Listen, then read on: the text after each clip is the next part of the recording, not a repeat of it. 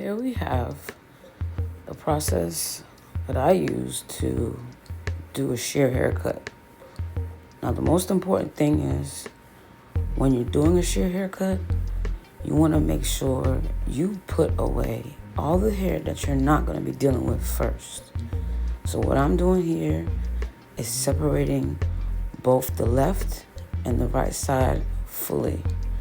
So with doing this, I will have more control of what hair will be exposed and ready to cut once I put my foundation in. So when I'm doing this, this is to start my guideline.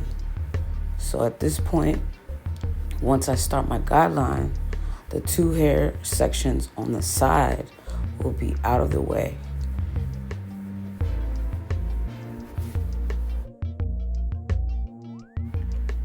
For this particular client, he requested that I cut off 1.5 inches of his hair in order for his curls to form better.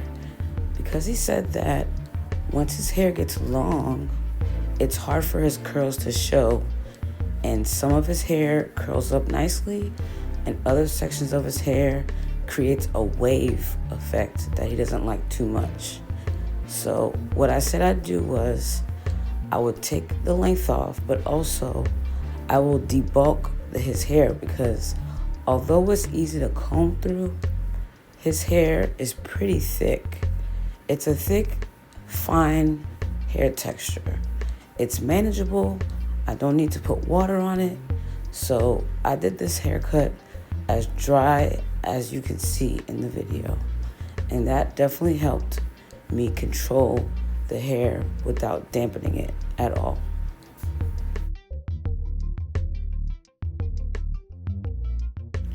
So the tool that I'm using is a combination of a shear and a comb.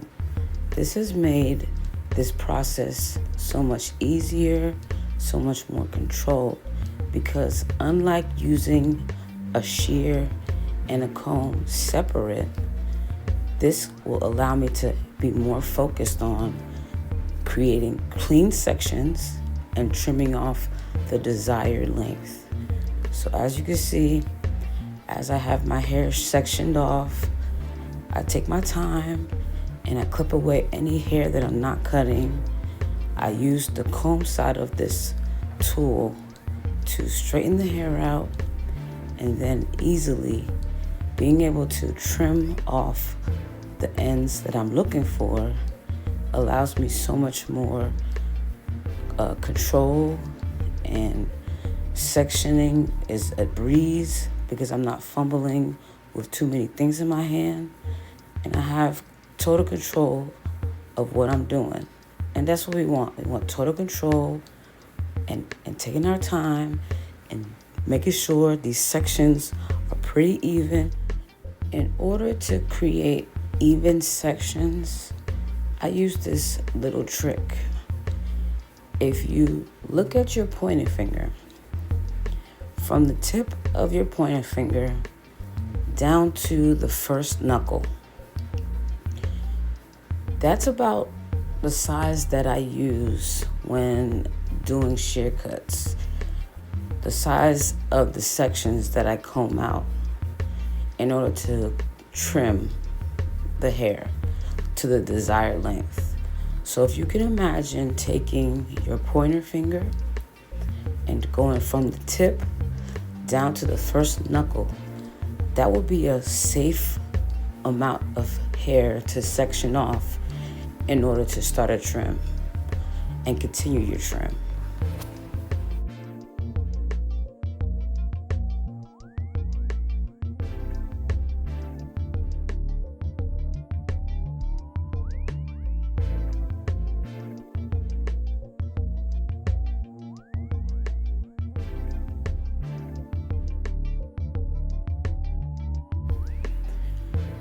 So as we continue to section off and continue to create our guideline down the center panel of the hair, keep in mind that when you are combing the hair out, as you can see, combing it out or combing it down, I am looking to make sure the hair is completely straight so that once I'm ready to trim, that the section will continue to stay straight.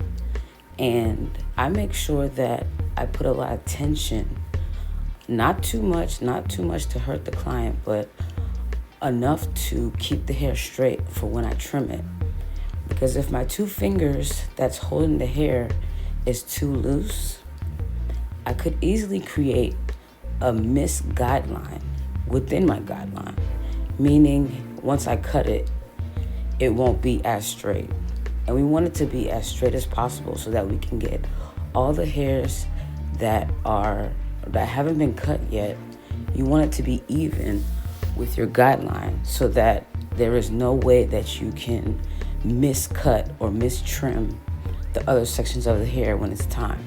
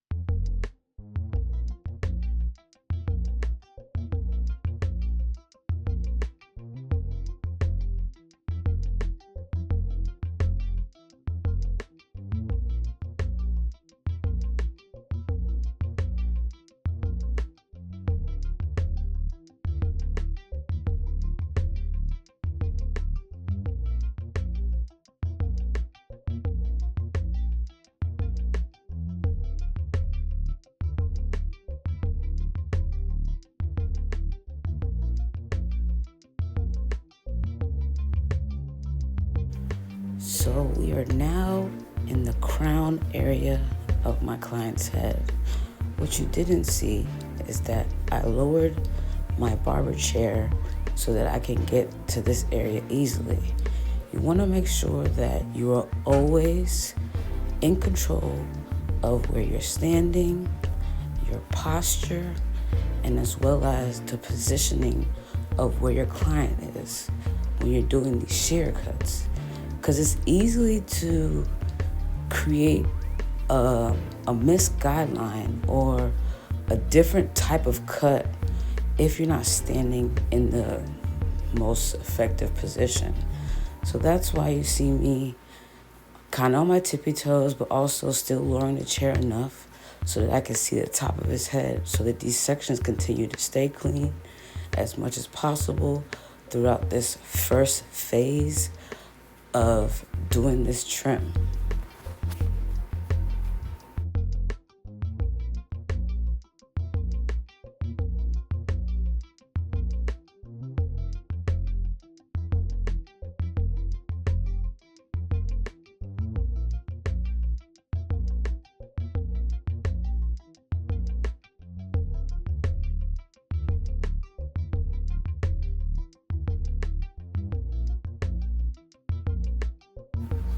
As we move along further and further to the front of the client's hair, notice that my sections are still the same. However, the way that I'm using my tension with my fingers are still the same. But also keep in mind that I am extending the hair straight up to the ceiling from my client's head in order to get a clean, straight trim right across this guideline.